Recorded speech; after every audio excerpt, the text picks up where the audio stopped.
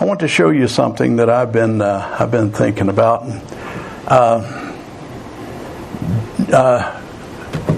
Jim Blaine told me about a bird, and I hadn't seen this bird before. Didn't know anything about this bird, but it's one of its nicknames is Jet Fighter. This bird flies from Alaska, you can see up here in Alaska, all the way down to New Zealand nonstop. 260 hours of flying that this bird does nonstop.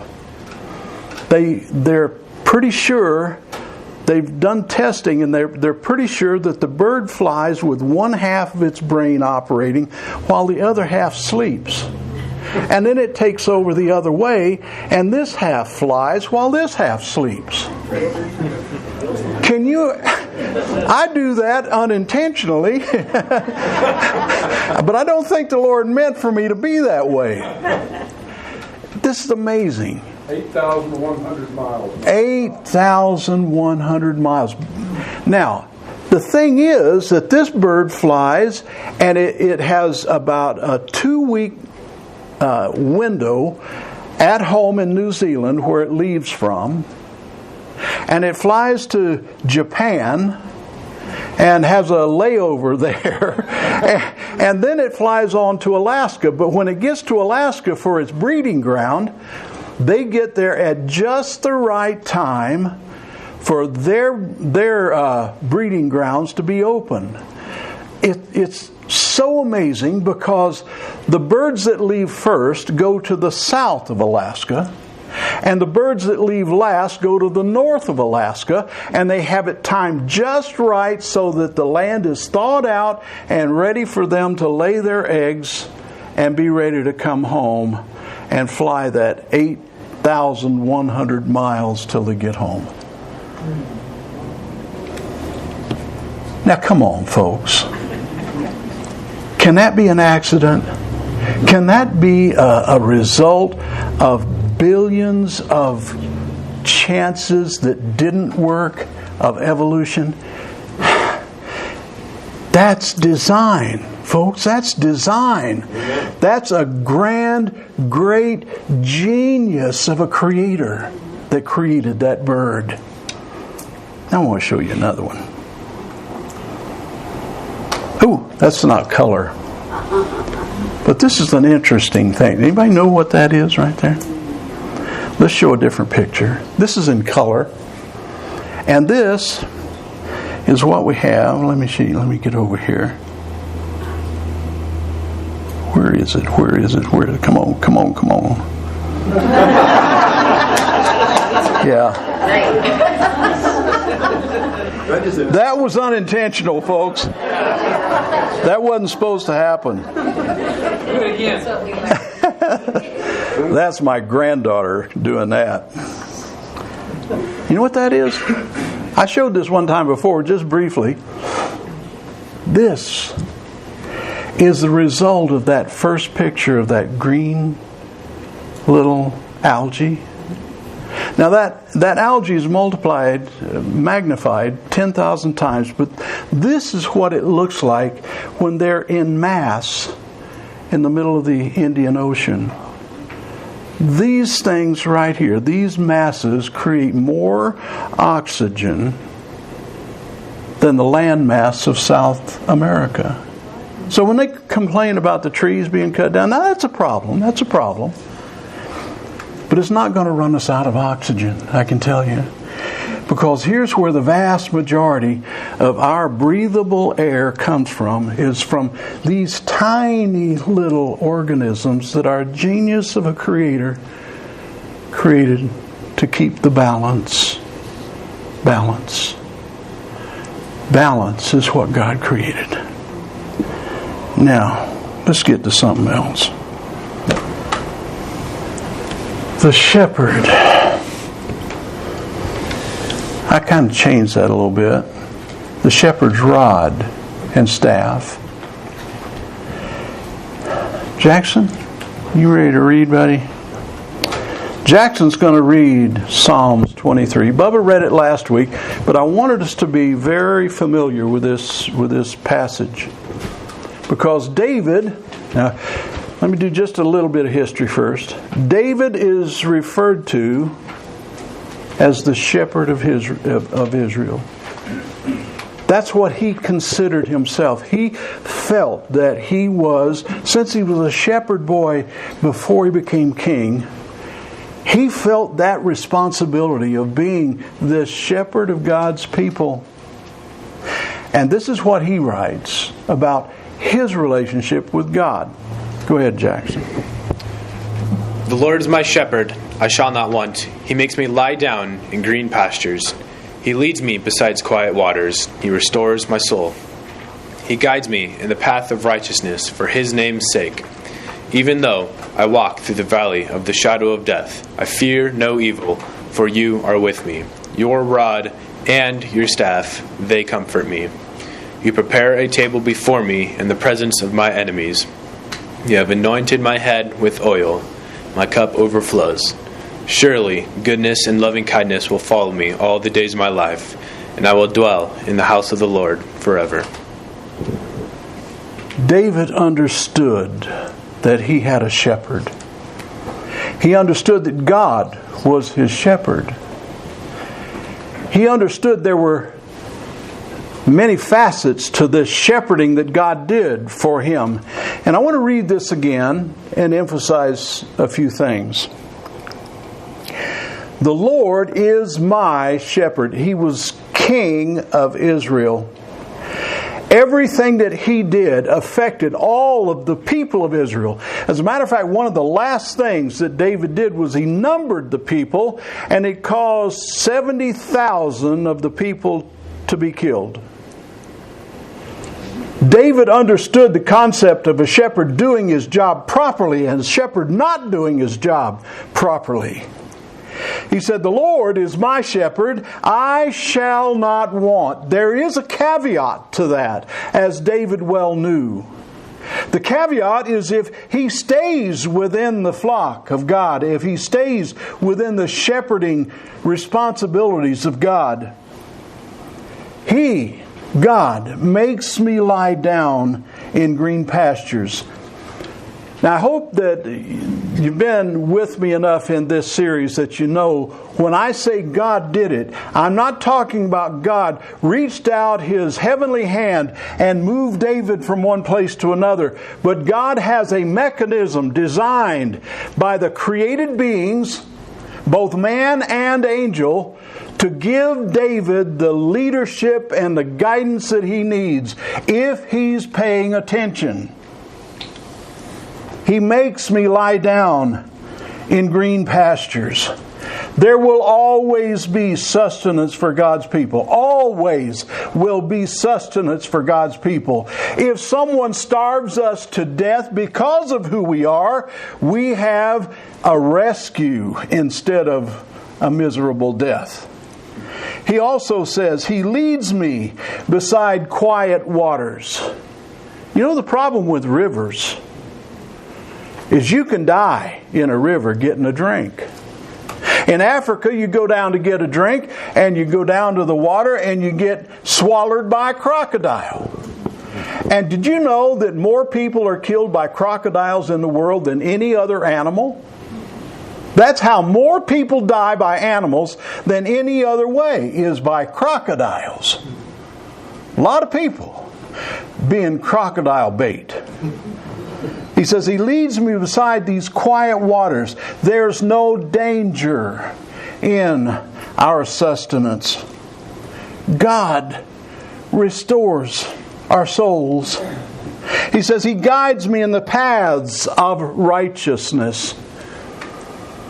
I want you to think about how many ways. Marty did a great job this morning of talking about how Paul was entrusted with this gospel.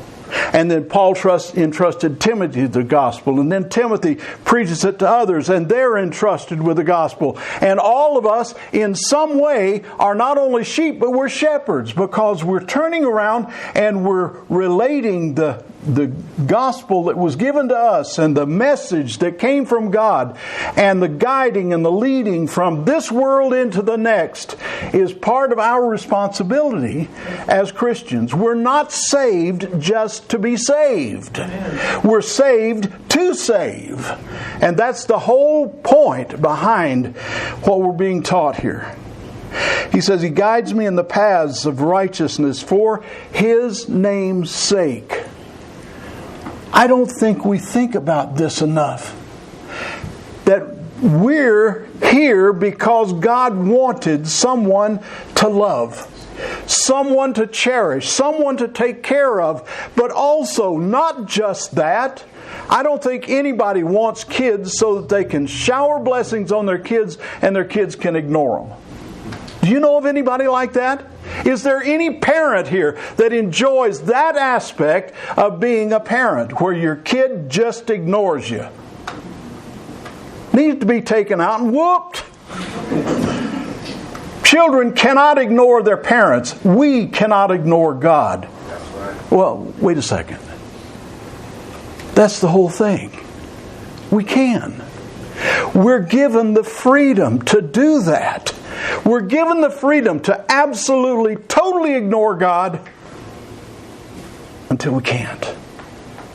Until it's not possible anymore. He guides me in the paths of righteousness for His name's sake. We are His name's sake. You remember when we read in Ephesians chapter 1 where Paul says, I pray that the eyes of your heart be enlightened, so that you may know, number one, what is the hope of His calling? How do we have any hope of getting from this life into the next? The second thing he said is, are the riches of the glory of His inheritance in the saints. That's God getting us out of this whole experiment. What a glory it is to us and to God that He created people who freely will come back to Him and submit to His will and be saved by Him to love Him eternally. That's a glorious thing. And that's what he's saying right here. That's what David is saying. He guides me in the paths of righteousness for that reason, so we can live with God eternally. Even though I walk through the valley of the shadow of death, I fear no evil. How fearless are you? How little do you worry about what somebody is able to do to your body? How much do you worry about what people think of you when God is the one that really counts?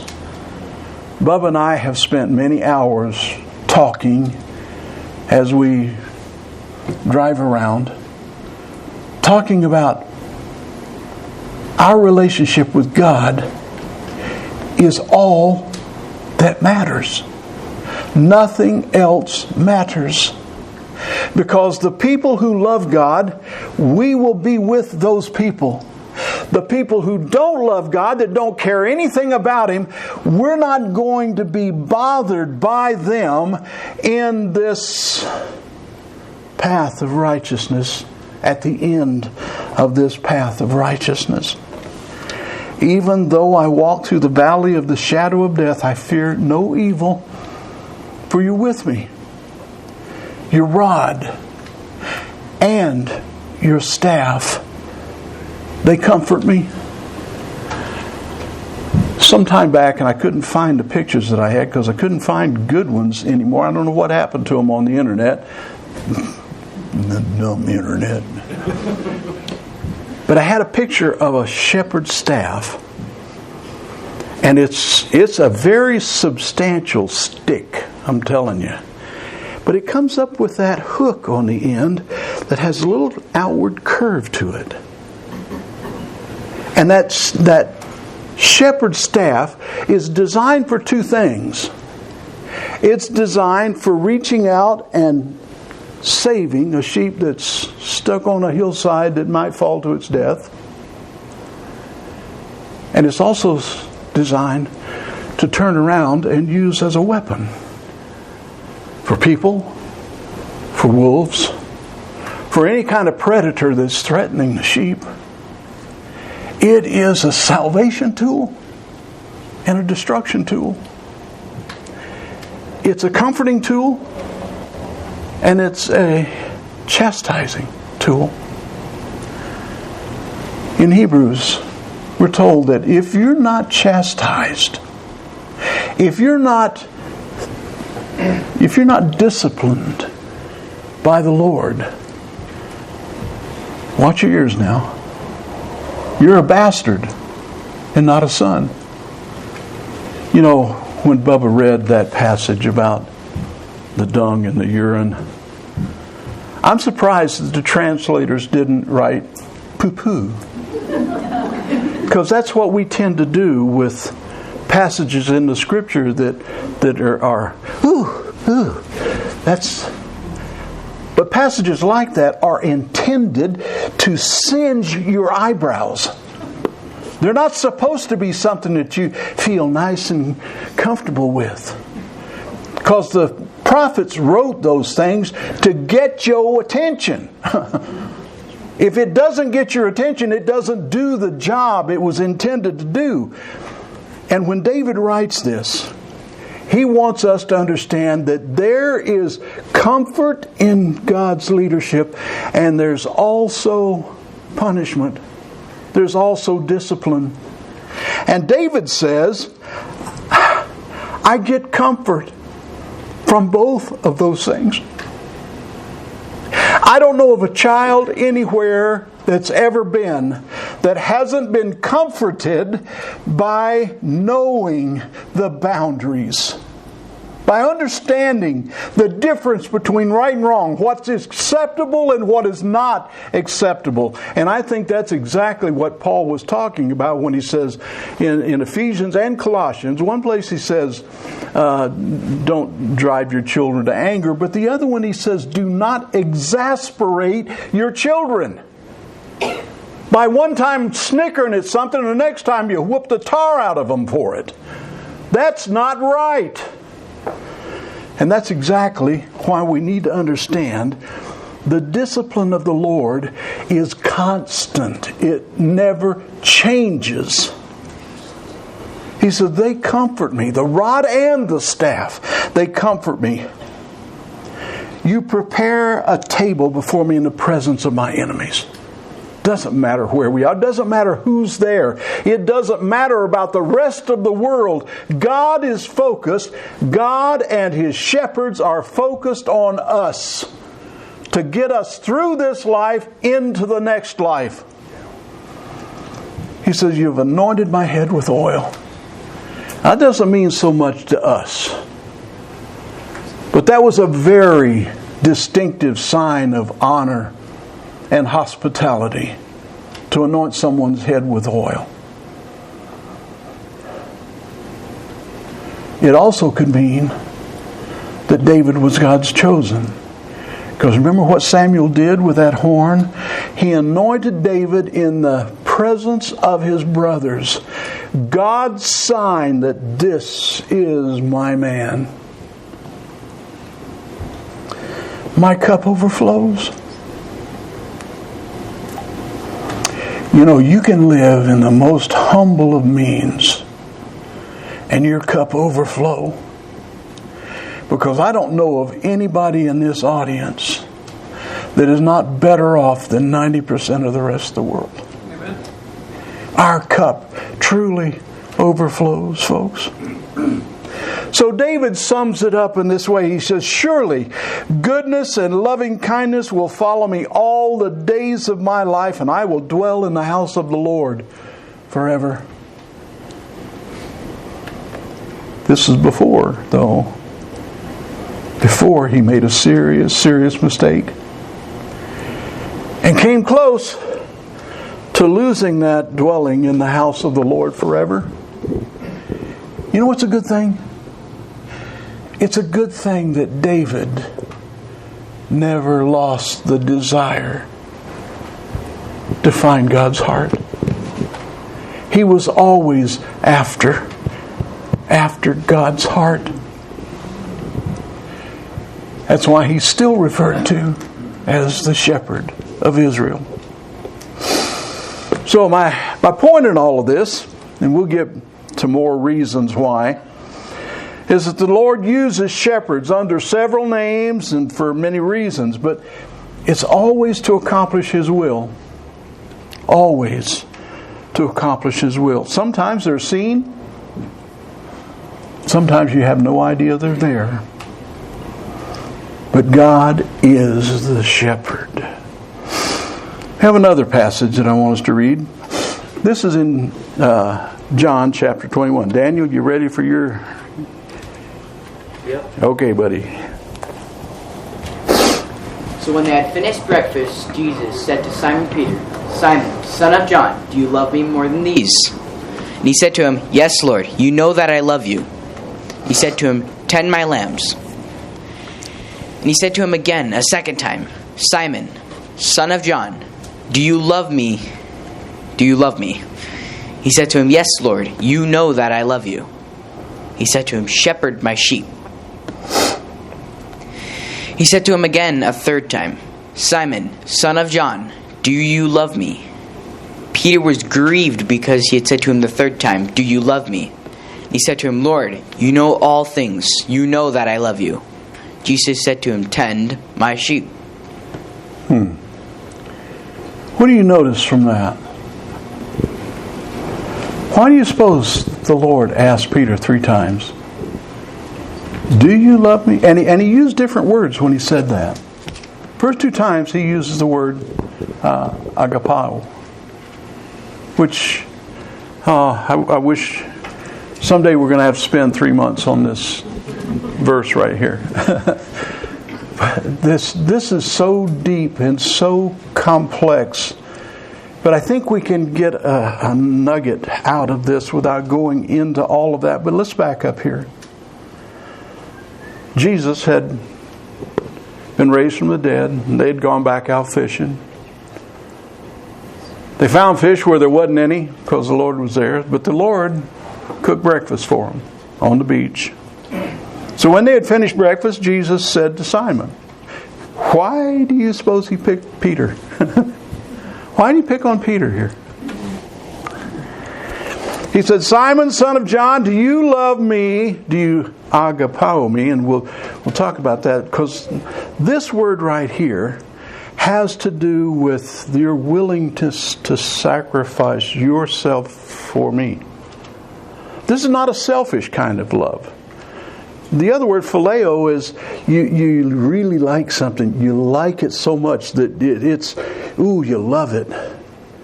It's kind of like that, what was that, cheesecake thing you made?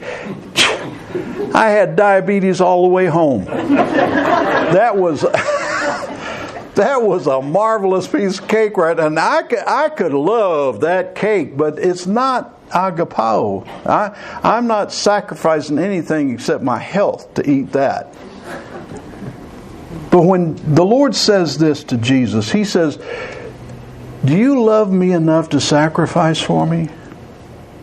And Peter answers, he says, "Yes, Lord, you know that I phileo you." Not fillet, but phileo. Which means he desires Jesus' company. You're my friend. I want you as my friend. I'm the center of this. I want you as my friend.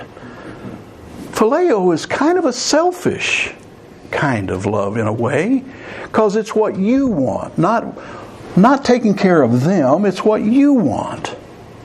But he goes on, he says, Jesus said to him, "Tend my lambs."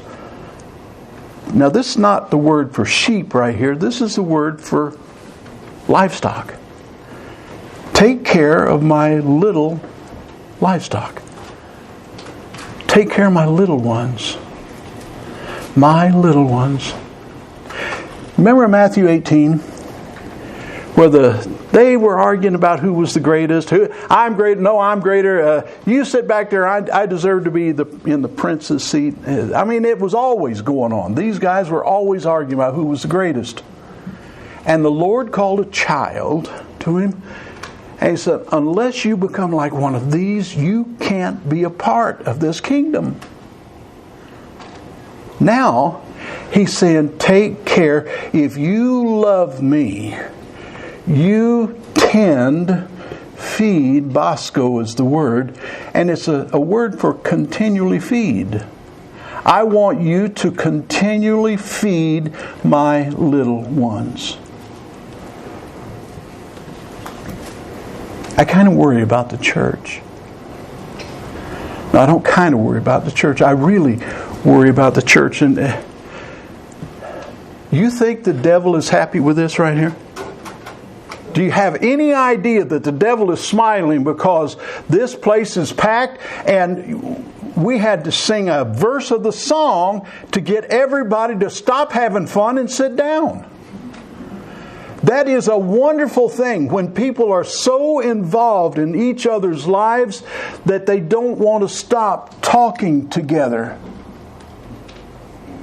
The devil is angry. I'm telling you, the devil is angry, and he's going to try to tear this up.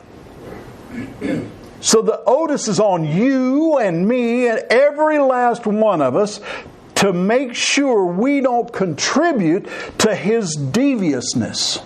That's right. He said to him again the second time, Simon, son of John, do you love me? Same word. Do you love me? And he says, Lord, yes, Lord, you know that I love you. And he said, shepherd my sheep. This is the word for sheep here. Shepherd my sheep. Take care of. It's more than feed. It's more than a place. It's all of those things that are necessary for that animal, that one in its custody, to be taken to fruition. He said, Lord, you know that I love you. Then he said to him a third time, Simon, son of John, do you love me? Do you phileo? Jesus uses that word this time. And Peter was grieved because he said to him a third time, do you love me? Are you really my friend?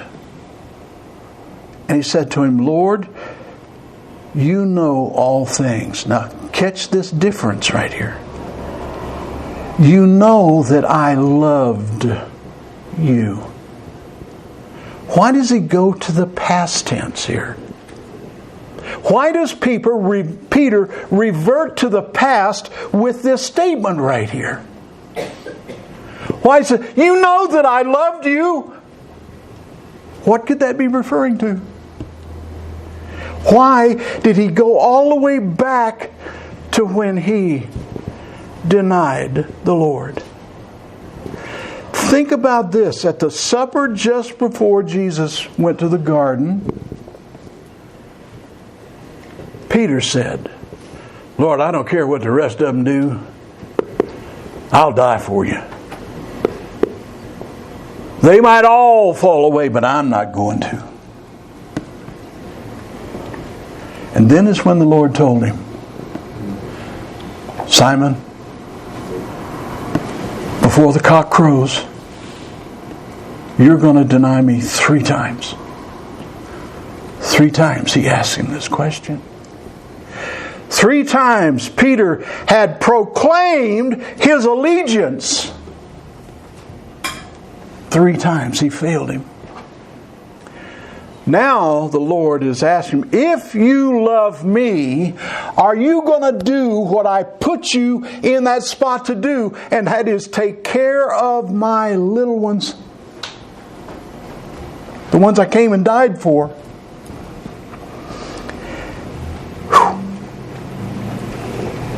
I just imagine that Peter felt like the bottom side of a shoe. Humility is tough to swallow sometimes. Quentin, you ready to read for me, buddy? 1 Peter chapter 5, verse 1 through 4. All right. Therefore I exhort the elders among you, as your fellow elder and witness of the sufferings of Christ, and a partaker also of the shepherd of the glory that is to be revealed. Shepherd the flock of God among you, exercising oversight not under compulsion, but voluntarily according to the will of God, and not for sordid gain, but with eagerness, nor yet as lording it over those allotted to your charge, but proving to be examples to the flock. And when the chief shepherd appears, you will receive the unfading crown of glory. Oh. Peter says, I exhort you elders, as a fellow elder. And he gives them this responsibility of seeing to it that God's little ones are cared for. Not because you have to, but because you want to. Not lording it over them like some kind of a despot dictator, but because you care about their outcome, because you care about their lives, because you care about Satan getting a hold of them. And then he says this, shepherd the flock of God among you. Not under compulsion, but voluntarily according to the will of God, and not for sordid gain. Did you look that word up, buddy? What does it mean? Filthy or wretched. Huh? Filthy or wretched. Not for filthy gain. Not because it's profitable to you. That's more the phileo kind of love. What you get out of it. It's not what you give out of love. It's what you get out of love. That's the difference between those two. He says, but with eagerness, nor let as yet as lording it over those allotted to your charge, but proving to be an example to the flock. Here we go with that preaching without talking. You have to talk in order to give the gospel. But people learn more about you by the way you behave than by what you say. So both are so important. We can't read about Jesus and see that He acted in a different way than He talked. He was the same, no matter what. Here's what He says, though. And when the chief shepherd appears, you will receive the unfading crown of glory. Here's the thing. Does that say 12 o'clock? 12:06. 12. I need somewhere to bang my head. I'm out of time. This shepherding business, what we need to understand from this is that God is the chief shepherd. All of this mechanism that God has designed is to give us what we need to make it through this life and to do it voluntarily. There is no temptation overtaken you but such as is common to man. But God is faithful. The chief shepherd is faithful, who will not allow you to be tempted beyond what you're able. But with every temptation will also provide an avenue of escape. He's watching. He has watchers. Some of them are human. We are, for each other, some of that watching process. But there's so much behind the scenes that we don't know about, and I hope we'll get to that next week. Because I think you'll be astounded to see the stories of what God has done when people didn't know what was available to them to protect them, and then God opened their eyes and they saw. But can you imagine how few people that has actually happened to in the history of time? Yet we're still called to believe and trust in God. I'm looking for that unfading crown of glory. Are you? The lesson is yours, folks.